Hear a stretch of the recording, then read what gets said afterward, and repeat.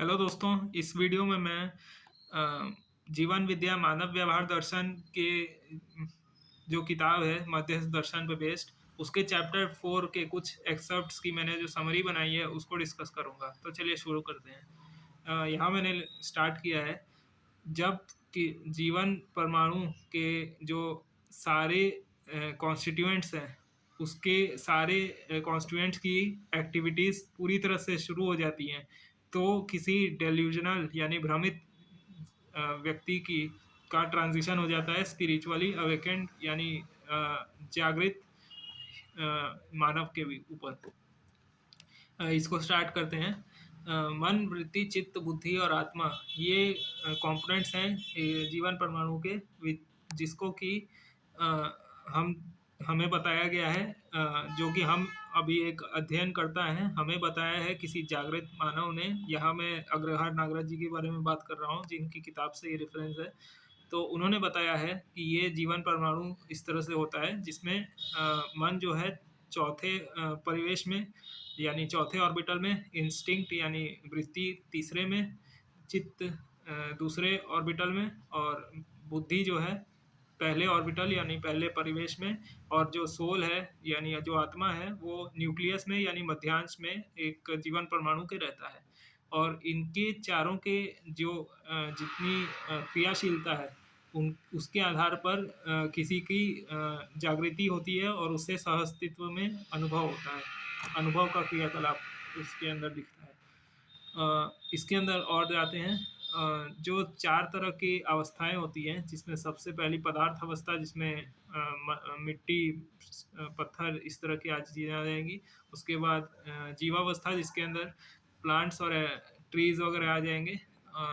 उसके बाद मैंने प्राणावस्था बोला है दूसरा, दूसरे में प्राणावस्था जिसमें प्लांट्स और ट्रीज वगैरह आ जाएंगे। उसके बाद जीवावस्था जिसके अंदर जानवर आ जाएंगे, और उसके बाद ज्ञानावस्था यानी जिसके अंदर इंसान आएंगे।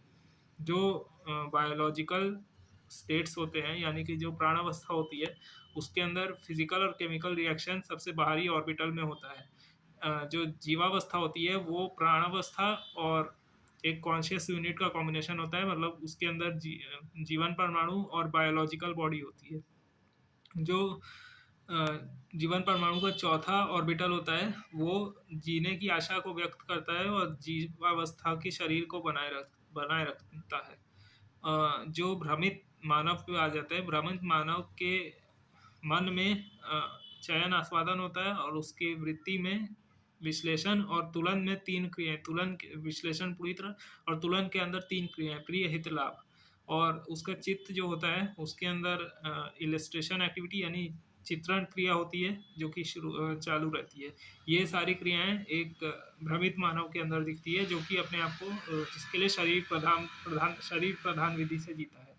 उसके बाद आ जाते हैं एक जागृत मानव में। जागृत मानव में इन सारी एक्टिविटीज़ के अलावा सहअस्तित्व में अनुभव हुआ रहता है आत्मा में, और उसके अलावा जो उसका पहला ऑर्बिटल यानी कि जो बुद्धि रहती है वो भी पूरी तरह से एक्टिवेटेड यानी पूरी तरह सक्रिय हो जाती है, जिसके कारण उसकी जो चेतना है वो पूरी तरह से अ, अस्तित्व में अनुभव के मूलक विधि से रहती है।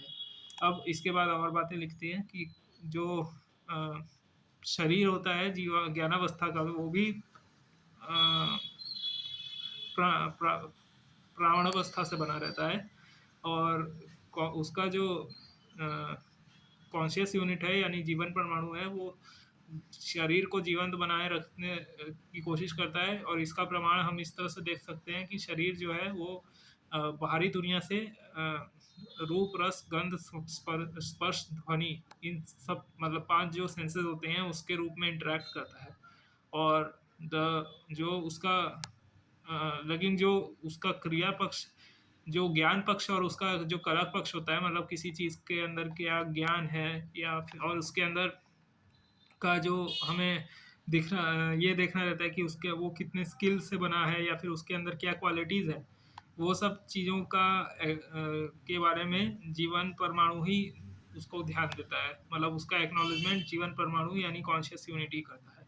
इसका सोर्स है, मैं इस मेरा ये जो इंटरप्रिटेशन है ये इसका सोर्स है जीवन विद्या मानव व्यवहार दर्शन मध्यस्थ दर्शन की बुक जो है उसका चौथा अध्याय है। और अपने बारे में मैं बताऊं तो मैं हर्षित, मेरा नाम हर्षित, वाराणसी इंडिया से हूं मैं, और मेरा फिलोसफी साइंस इन चीज़ों में इंटरेस्ट है।